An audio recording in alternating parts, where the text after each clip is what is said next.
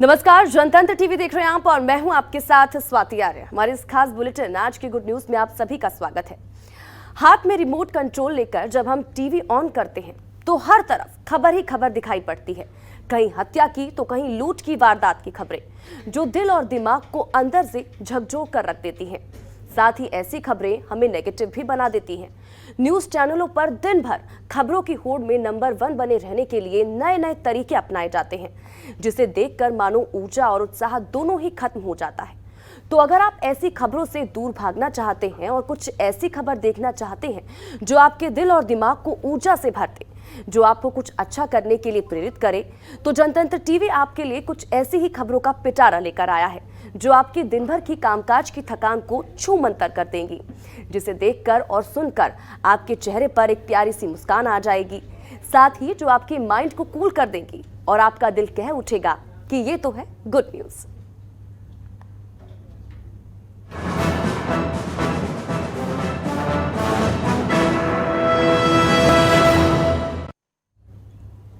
देशवासियों के लिए बड़ी गुड न्यूज है, क्योंकि बायोलॉजिकल ई के कोविड-19 वैक्सीन कॉर्बेवैक्स को डीसीजीआई ने 18 साल या उससे अधिक लोगों के लिए बूस्टर खुराक के रूप में मंजूरी दे दी गई है।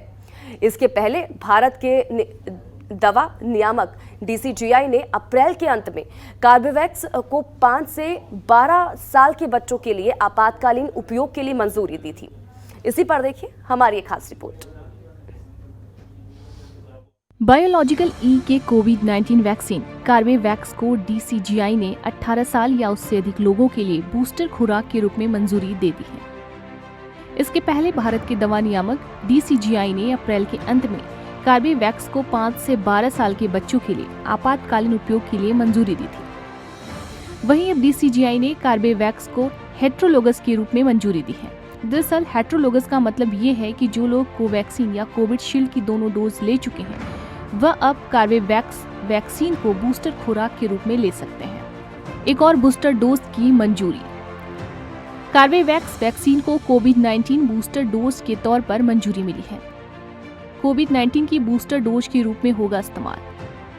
कॉर्बेवैक्स वैक्सीन को डीसीजीआई ने दी है मंजूरी। आपातकालीन स्थिति में होगा इसका प्रयोग। बायोलॉजिकल ई की कोर्बेवैक्स भारत में निर्मित पहली वैक्सीन है। कॉर्बेवैक्स की कीमत हाल ही में हुई थी कम। कॉर्बेवैक्स प्राइवेट वैक्सीनेशन सेंटर पर 840 रुपए की जगह 250 रुपए में मिलेगी। कंज्यूमर्स के लिए इसकी कीमत प्रति डोज 400 रुपए होगी, जिसमें टैक्स और एडमिनिस्ट्रेशन फीस भी शामिल है। करीब 2 साल पहले चीन के वुहान शहर में जब इस बीमारी ने दस्तक दी और धीरे धीरे पूरे विश्व में पांव पसारना शुरू किया, तो इस बीमारी के दस्तक से पूरा विश्व दहशत में आ गया, क्योंकि इस बीमारी के फैलाव और परिणाम से सभी अनजान थे। ना तो इस बीमारी से बचने का कोई उपाय था, ना कोई पूर्व योजना। हर तरफ हाहाकार मच गया था। टकटकी लगाए एक देश दूसरे देश की तरफ मदद की गुहार कर रहे थे। हालांकि इस बीमारी से निजात पाने के लिए, या यूं कहें तो लोगों को सुरक्षा कवच देने के लिए, सभी देशों ने बीमारी के खिलाफ शोध पर काम करना शुरू कर दिया था। लेकिन उस समय सबसे बड़ी समस्या यही थी कि रिसर्च को किस दिशा में किया जाए, क्योंकि कोरोना जिस तरह से अपना रूप बदल रहा था, उस हिसाब से सिवाय अंधेरे में तीर चलाने के अलावा कोई और चारा नहीं बचा था। और भारत भी चूंकि बड़ी जनसंख्या वाला देश है, ऐसे में लोगों को सुरक्षा और पर्याप्त संसाधन प्रदान करना भारत की पहली प्राथमिकता थी। साथ ही साथ भारत ने अपने कोरोना वैक्सीन की खोज की दिशा में काम करना भी शुरू कर दिया था, और आखिरकार इसमें भारत को सफलता मिल गई और कोवैक्सीन और कोविशील्ड जैसे वैक्सीन को कोरोना के खिलाफ इजाद कर लिया गया और देश में वैक्सीनेशन का अभियान शुरू किया गया। शुरू में लोगों को थोड़ा दिग्भ्रमित भी किया गया, लेकिन ये भ्रम ज्यादा दिन तक नहीं रहा और देश की एक बड़ी जनसंख्या का वैक्सीनेशन करने में सफलता मिल गई। हालांकि अभी की बात करें तो कोरोना से पूरी तरह निजात नहीं मिला है, लेकिन वैक्सीनेशन ने लोगों को सुरक्षा जरूर प्रदान की है और साथ ही लोग सामान्य जीवन जीने लगे हैं। कोरोना गाइडलाइन का पालन भी कर रहे हैं। इस बात से इनकार नहीं किया जा सकता कि कोरोना के समय लोगों की सुरक्षा को लेकर भारत के मैनेजमेंट की विश्व स्तर पर काफी तारीफ हो चुकी है और साथ ही भारत ने कोविड टीका की खेप कई देशों की मदद में भेजा भी था। अब जबकि कोविड-19 वैक्सीन कॉर्बेवैक्स को डीसीजीआई ने 18 साल या उससे अधिक लोगों के लिए बूस्टर खुराक के रूप में मंजूरी दे दी है, तो ऐसे में ये देश के लिए किसी बड़े गुड न्यूज से कम नहीं है। ब्यूरो रिपोर्ट, जनतंत्र टीवी।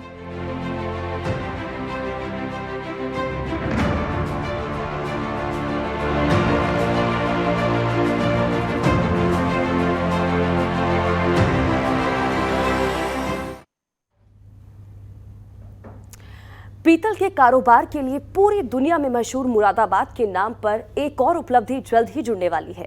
दरअसल यूपी के मुरादाबाद स्टेशन को बनाया जाएगा विश्व स्तरीय रेलवे स्टेशन। आपको बता दें कि मुरादाबाद स्टेशन को विश्व स्तरीय बनाने के साथ ही यहां कई तरह की विश्व स्तरीय सुविधाएं भी यात्रियों को दी जाएंगी।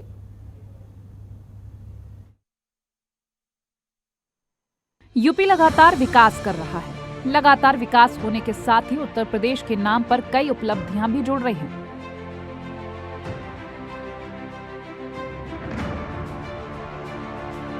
पीतल के कारोबार के लिए पूरी दुनिया में मशहूर मुरादाबाद के नाम पर एक और उपलब्धि जल्द ही जुड़ने वाली है।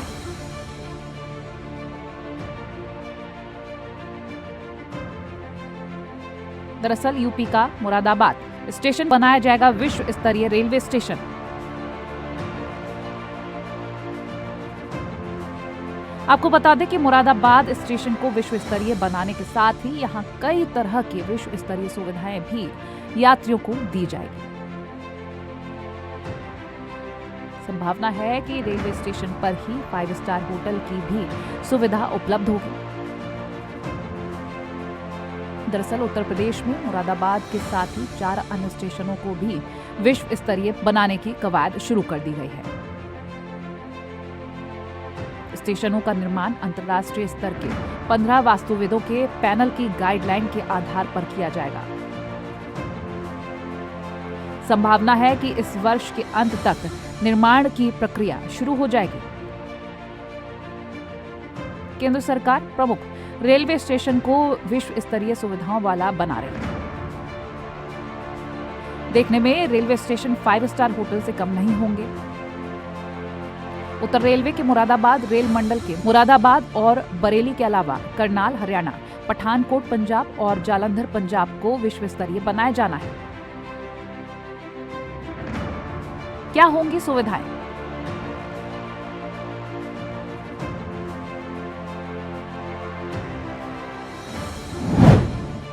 रेलवे स्टेशन को पीपीपी मॉडल के तहत विश्व स्तरीय बनाया जाएगा। प्लेटफॉर्म पर आने और जाने वाले यात्रियों के लिए अलग अलग रास्ते होंगे। प्लेटफॉर्म तक जाने के लिए एस्केलेटर और लिफ्ट की सुविधा दी जाएगी। ट्रेन की जानकारी देने के लिए अलग अलग भाषाओं के डिस्प्ले बोर्ड होंगे। फूड कोर्ट, रेस्टोरेंट और वातानुकूलित प्रतीक्षालय होंगे। महिला और पुरुष के प्रतीक्षालय अलग अलग भी होंगे। वीआईपी लाउंज का भी निर्माण किया जाना है।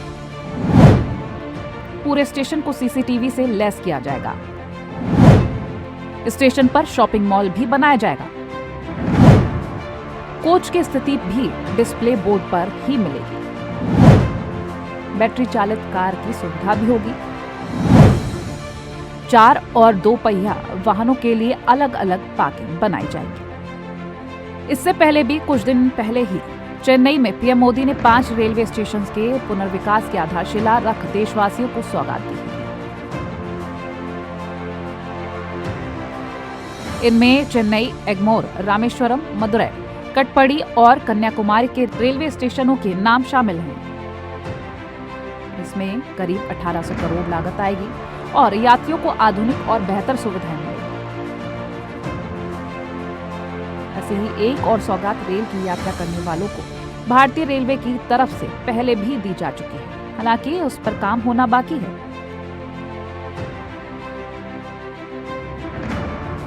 दरअसल कुछ दिन पहले ही रेल मंत्री अश्विनी वैष्णव ने ट्वीट करके बताया था कि तिरुपति रेलवे स्टेशन में एयरपोर्ट जैसी सुविधाएं उपलब्ध करवाई जाएंगी।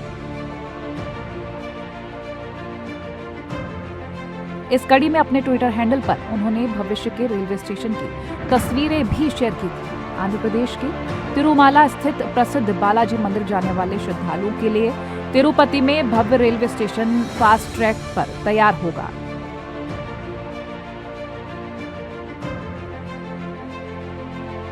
श्रद्धालुओं को अब रेलवे पर ही वर्ल्ड क्लास होटल और मल्टीप्लेक्स की सुविधाएं मिलेंगी।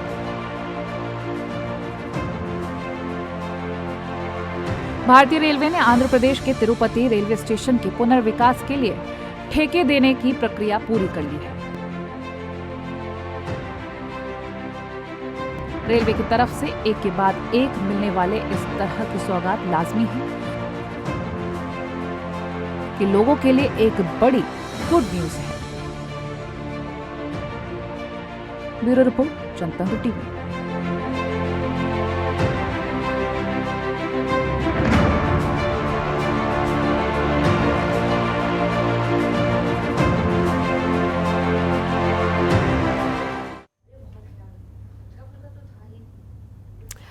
यात्रियों के लिए गुड न्यूज है, क्योंकि यूपी के कई जिलों को देश के बड़े राज्य से जोड़ने के लिए वंदे भारत एक्सप्रेस चलाने की योजना बनाई गई है, जिसको 2023 तक अंतिम रूप दे दिया जाएगा।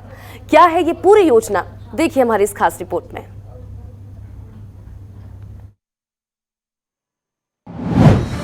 यात्रियों के लिए good news, Vande Bharat express की एक और सौगात। कई राज्यों का सफर होगा आसान। यूपी के कई बड़े जिलों से गुजरेगी वंदे भारत। अगले साल तक यूपी के कई जिलों से वंदे भारत एक्सप्रेस गुजरेगी, क्योंकि यूपी के कई जिलों को देश के बड़े राज्यों से जोड़ने के लिए वंदे भारत एक्सप्रेस चलाने की योजना बनाई गई है। आपको बता दें कि साल 2023 तक आगरा सहित यूपी के कई बड़े जिलों से वंदे भारत एक्सप्रेस चलेगी। उत्तर प्रदेश के बनारस के साथ साथ कई जिलों से वंदे भारत एक्सप्रेस गुजरेगी। मध्य प्रदेश का खजुराहो सबसे बड़ा पर्यटन स्थल है, लेकिन यहाँ पर कई बड़े स्टेशनों से कनेक्टिविटी नहीं है। वैसे तो खजुराहो का कनेक्शन हवाई सेवा से है, लेकिन कई बड़े जगहों पर रेल सुविधा नहीं होने के कारण लोगों को परेशान होना पड़ता है और यहाँ पर्यटकों को काफी ज्यादा परेशानी होने लगती है। पिछले 2 सालों में काफी बदलाव देखने को आया है। पहला तो इस क्षेत्र में यानी कि महोबा से खजुराहो और खजुराहो से ललितपुर में विद्युतीकरण का काम तेजी से हुआ है, जिससे इलेक्ट्रिक लोको का यूज अब हो रहा है। तभी इस रूट में नई ट्रेनें भी शुरू हुई हैं, जैसे प्रयागराज से बांदा महोबा खजुराहो होते हुए अंबेडकर नगर ट्रेन, अहमदाबाद से बरौनी सहित और अन्य ट्रेनें भी शुरू हुई। जल्दी खजुराहो से एक और ट्रेन शुरू होने वाली है और ये ट्रेन है वंदे भारत एक्सप्रेस। पर्यटन और धार्मिक महत्व के रूप में खजुराहो की पहचान पूरी दुनिया में है। ऐसे में यहाँ पर्यटन के विकास के लिए रेलवे कुछ बड़े बदलाव करेगा। यात्री सुविधाओं को बढ़ाया जाएगा।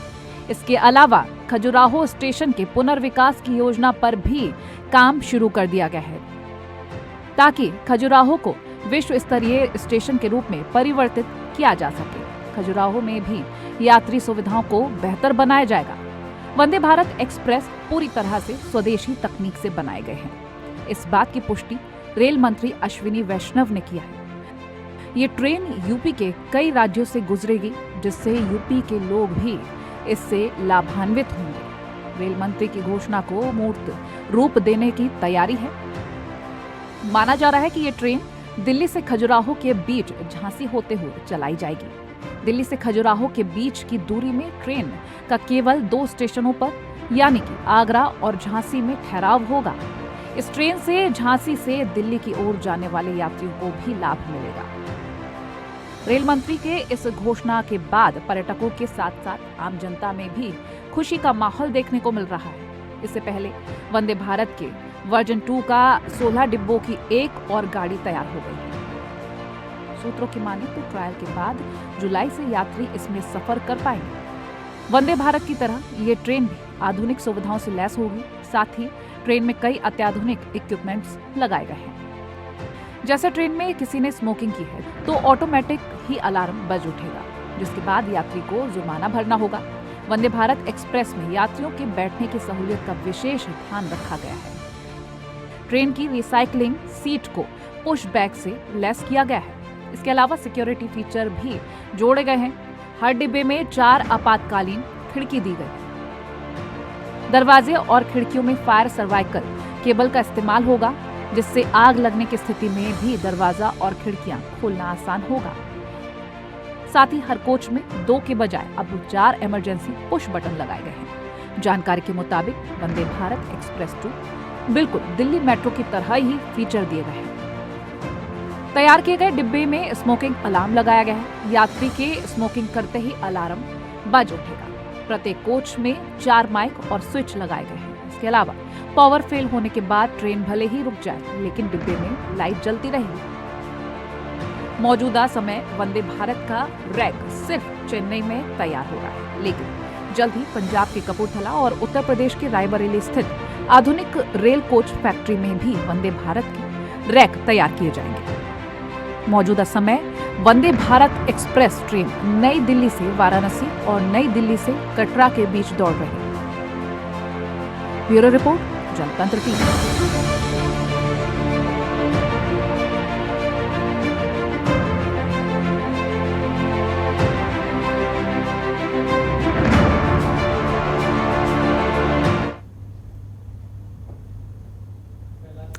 सड़कों में होगा सुधार, तभी मिलेगी विकास को रफ्तार। ये बात किसी भी राज्य में विकास का एक महत्वपूर्ण पैरामीटर है। इसी को ध्यान में रखते हुए योगी सरकार ने नया एक्शन प्लान बनाया है। दरअसल सड़क हादसे को रोकने और आम जनता को जाम से राहत दिलाने के लिए प्रदेश सरकार बड़ा कदम उठाने जा रही है। इसके लिए विदेशी इंजीनियरों की कमेटी यूपी की सड़कों की दशा को सुधारने के लिए सर्वे करेंगी। ये रिपोर्ट देखिए।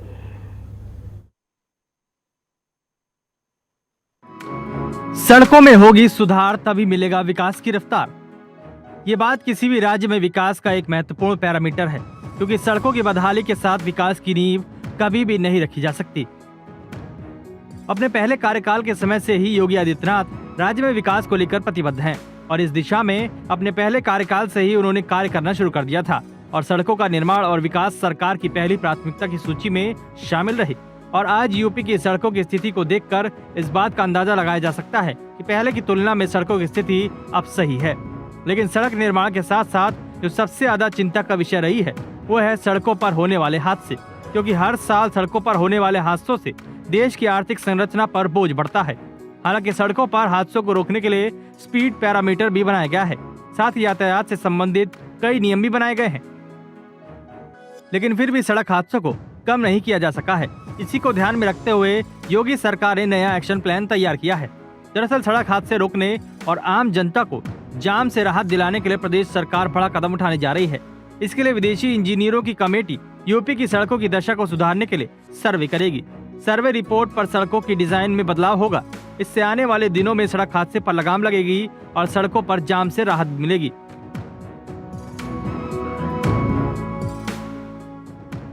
यूपी में ये कदम वर्ल्ड बैंक के सहयोग से रोड सेफ्टी की दिशा में कदम उठाया जा रहा है।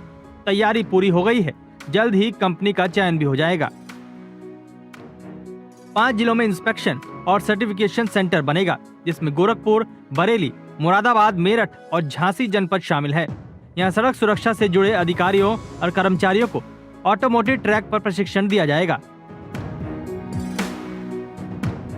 रोड इंजीनियरिंग यानी सड़कों की दशा पर कमेटी 6 विषयों पर काम करेगी। ये कमेटी रोड इंजीनियरिंग यानी सड़कों की दिशा पर, ट्रांसपोर्ट से जुड़े मोटर व्हीकल एक्ट पर, डीएल और रजिस्ट्रेशन से जुड़ी व्यवस्था पर, इंफॉर्मेशन टेक्नोलॉजी से जुड़ी सेवाओं पर, रोड सेफ्टी यानी सड़क सुरक्षा के बारे में, विभागों से जानकारी होने वाले टेंडर प्रक्रिया के बारे में ये जानकारी लेगी।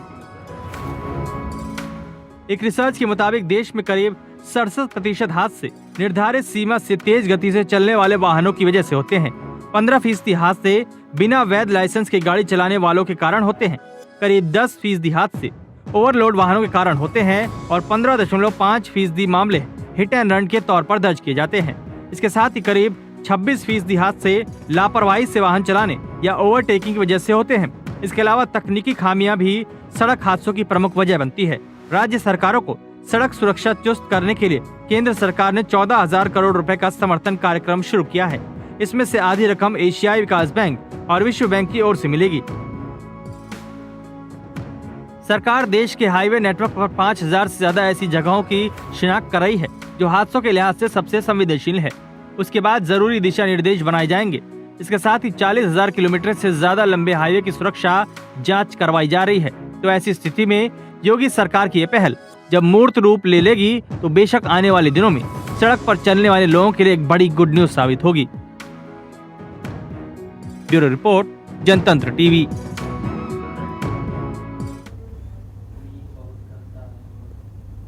और वहीं साइबर सिटी गुरुग्राम को मनोहर लाल ने मनोहर सौगात दी है। कुल 2711 करोड़ की परियोजनाओं को स्वीकृति दी गई है। ये अब तक की सबसे बड़ी मनोहर लाल की तरफ से गुरुग्राम को दी जाने वाली सौगात है। तो क्या है ये मनोहर सौगात, देखिए इस रिपोर्ट में। गुरुग्राम का नाम आज न केवल अपने प्रदेश में, न केवल देश में, बल्कि पूरी दुनिया में एक आइकॉनिक सिटी गुरुग्राम इस नाते से पूरी दुनिया में लोग जानते हैं।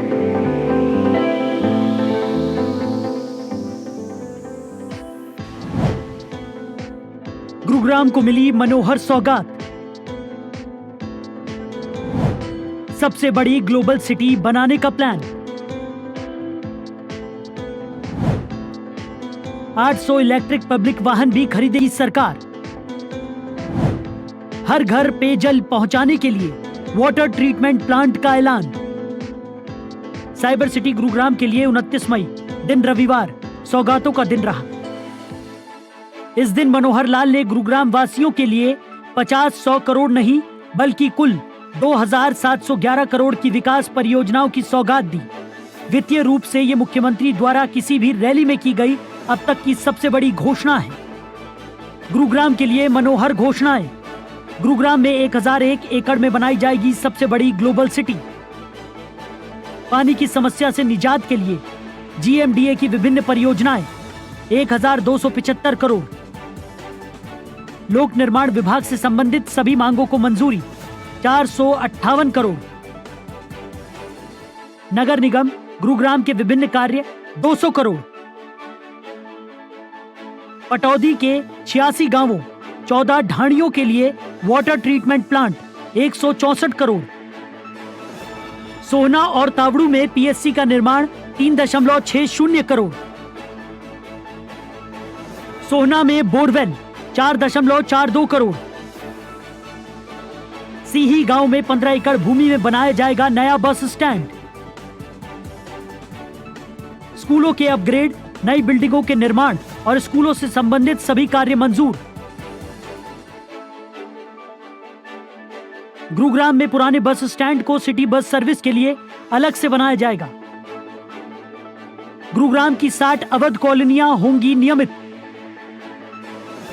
एनसीआर क्षेत्र में पेट्रोल डीजल के पुराने वाहनों को 800 इलेक्ट्रिक वाहनों से बदला जाएगा। नजफगढ़ झील के कारण भूमि जलमग्न की समस्या से निपटने के लिए बनाया जाएगा बांध।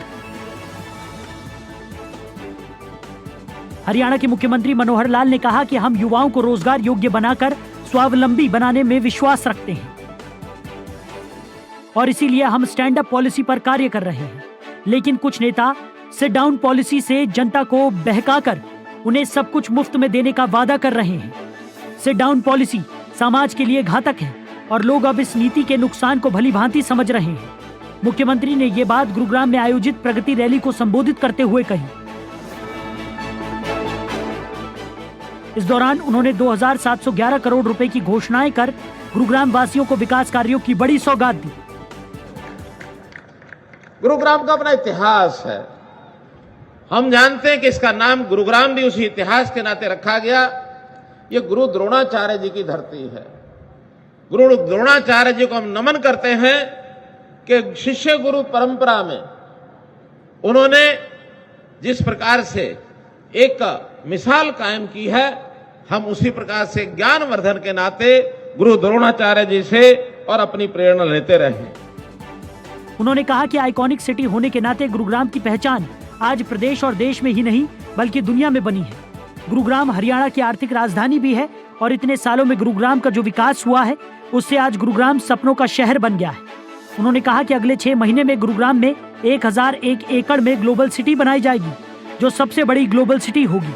गुरुग्राम में ऐसी ग्लोबल सिटी विकसित करने की योजना है जो कि विश्व स्तरीय आइकॉनिक सिटी हो। उसमें सभी प्रकार की वर्ल्ड क्लास सुविधाएं उपलब्ध होंगी। इस ग्लोबल सिटी को वर्ल्ड क्लास शहर के रूप में विकसित करने के लिए विश्व स्तर के टॉप प्लेयर्स चाहे देश के हैं या फिर बाहर के सभी को शामिल करेंगे।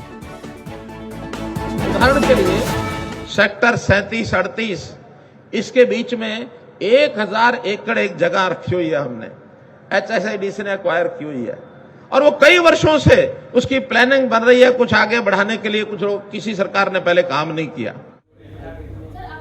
और इसी के साथ ही हमारे इस खास बुलेटिन में फिलहाल इतना ही। आप बन रहे हैं जनतंत्र टीवी के साथ। नमस्कार।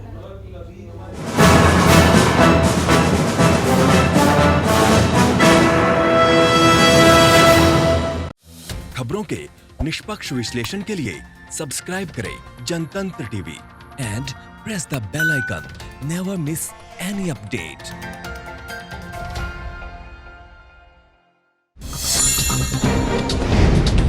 डाउनलोड कीजिए जनतंत्र टीवी ऐप को, जो कि अवेलेबल है गूगल प्ले और ऐप स्टोर पर। अधिक जानकारी के लिए अभी डाउनलोड करें।